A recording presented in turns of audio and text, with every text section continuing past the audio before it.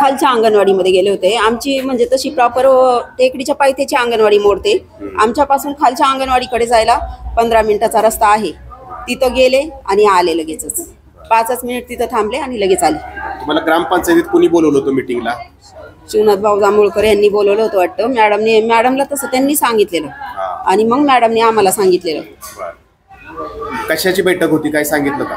ग्रामपंचायत जे आता हे आहे ना अभियान की स्पर्धा, त्याच्या संदर्भात साहित्यांची जे आम्हाला साहित्य दिलेलं आहे ते सर्व हे करण्याबाबत आहे का म्हणून। हो, तुमचं सर्व साहित्य व्यवस्थित ठेवा, ते आहे का सगळं साहित्य, त्याच्या संदर्भात ते आढावा घेणार होते। आढावा मीटिंग होती। पण दोघी का गेले मग तुम्ही, काय झालं? दोघींना बोलवलेलं सदस्यांनी असं आमच्या मॅडमनी सांगितलं आम्हाला, मग त्यानुसार आम्ही दोघी पण गेलेलो।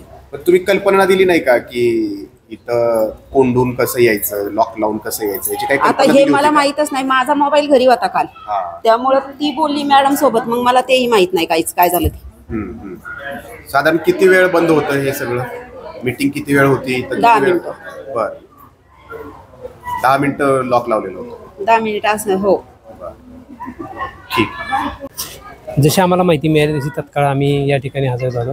यानंतर जे काही अंगणवाडी सेविका आणि मदतनीस त्यांच्याकडून प्राथमिक माहिती घेतली। असं समजलं आहे की काल रोजी त्यांना ग्रामपंचायत इथे मीटिंग करता बोलवण्यात आलं होतं। त्या अनुषंगानं त्या मीटिंग करता गेल्या। त्या मीटिंग करता असताना त्यांनी शरत लॉक करून ते निघून गेल्या होत्या, अशी प्राथमिक माहिती मिळत आहे। या संदर्भानं आपण या संदर्भाची माहिती BDO मुळशी यांना देण्यात आली आहे। त्यांच्या प्राधिकृत अधिकाऱ्यांना तक्रारकर्ता पाचारण केलेलं आहे आणि तसंच आम्ही तत्काळ पूर्ण तपास करून योग्य ती निर्णय घेऊ। ज्यांनी बोलवलं शिवनाथ जांभूळकर हे नेमके कोण आहेत आणि त्यांनी कुठल्या अधिकारात यांना बोलवलं, याची काही चौकशी आपण करणार आहोत। आता सध्या ग्रामपंचायत सदस्यांचं नाव आपल्या चौकशीत समोर येत आहे, त्याबद्दल योग्य तपास करून आम्ही तुम्हाला कळवू। त्यांच्यावरतीही गुन्हा दाखल होऊ शकतो, कारण 20 मुलांना डांबून ठेवल्याचा म्हणजे कोंडून ठेवल्याचा प्रकार हा धक्कादायक प्रकार आहे।